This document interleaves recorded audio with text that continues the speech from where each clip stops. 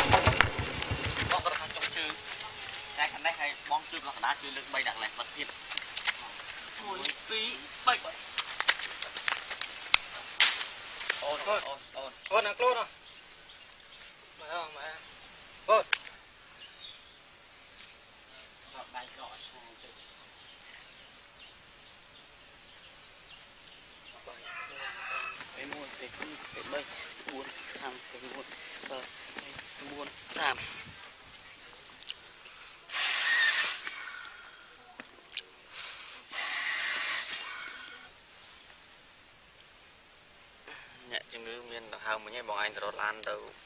យូរគាត់ទៅសុខភាព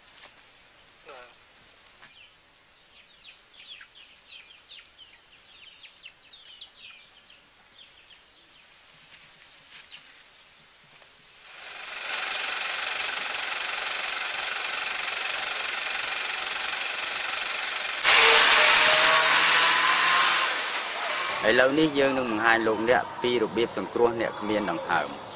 យើងនឹងធ្វើមួយជំហានម្ដងដើម្បីឲ្យងាយចាំដាក់ជនរងគ្រោះនៅកន្លែងដែលមានសុវត្ថិភាពដើម្បីជៀសវាងបង្កឲ្យមានគ្រោះថ្នាក់ឬរបួសបន្ថែមត្រូវចាំតែម្នាក់ទ្រក្បាលនឹងកម្នាក់ទ្រស្មានឹងដងខ្លួនម្នាក់ទ្រត្រគាកនិងម្នាក់ទៀតទ្រជើង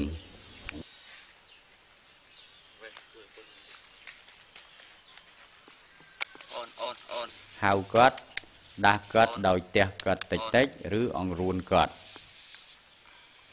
បើកផ្លូវខ្យល់ផ្ងើយក្បាលលើកចង្កាឡើងសម្អាតកំតិចកំទីពីក្នុងមាត់បើអាចធ្វើបានដោះអាវចេញដើម្បីមើលឃើញចលនាទ្រូងរបស់គាត់ពិនិត្យដង្ហើមអ្នករបួសដោយការមើលស្ដាប់និងដឹងដោយអារម្មណ៍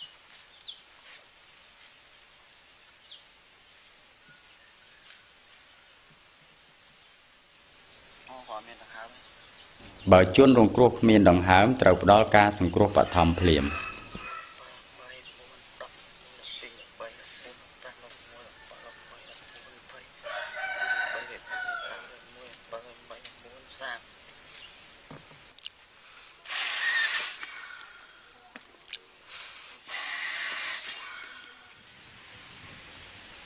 ដាក់ដៃអ្នករបៀបនេះដាក់ជំហរដៃអ្នកឲ្យត្រង់និងដាក់ទម្ងន់ទាំងស្រុងទៅលើដៃរបស់អ្នក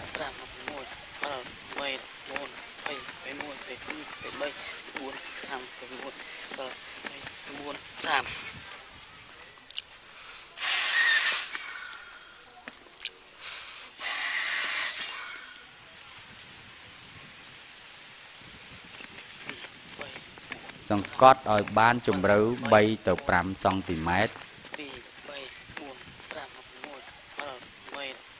បន្តសង្កត់ទ្រូង30 ដង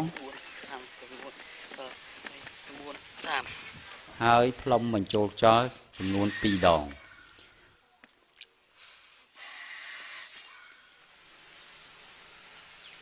ផ្ងើយក្បាលអ្នករបួសទៅក្រោយបន្តិច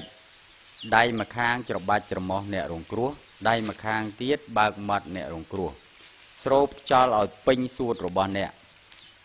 មាត់របស់អ្នកត្រូវដាក់ឲ្យស៊ុបនឹងមាត់ជនរងគ្រោះហើយផ្លុំបញ្ចូលខ្យល់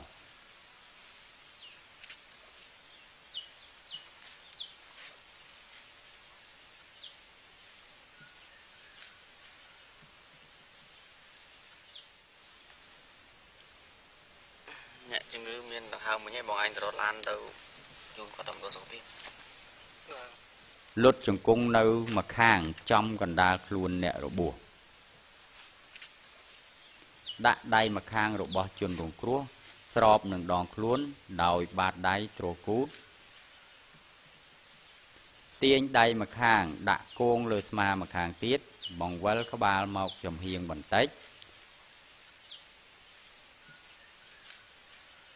ដាក់ជើងរបស់គាត់គងលើគ្នាដៃម្ខាងរបស់អ្នកទ្រត្រគាកម្ខាងទៀតទ្រស្មាទាញខ្លួនអ្នករបួសថ្នមមកផ្អឹបនឹងភ្លៅរបស់អ្នករួចដកខ្លួនថយក្រោយថ្នមដៃក្រោមក្បាលដាក់ទ្រចង្កាបើកផ្លូវខ្យល់ដាក់ដៃម្ខាងទៀតទល់ចង្កេះបត់ជើងម្ខាងដោយឲ្យកែងជើងទល់នឹងជង្គង់ជើងម្ខាងទៀតបន្តធ្វើរហូតដល់ជនរងគ្រោះមានដង្ហើមឡើងវិញឬរហូតដល់ពេលមានគេមកជួយឬរហូតដល់អ្នកអស់កម្លាំងខ្លួនឯង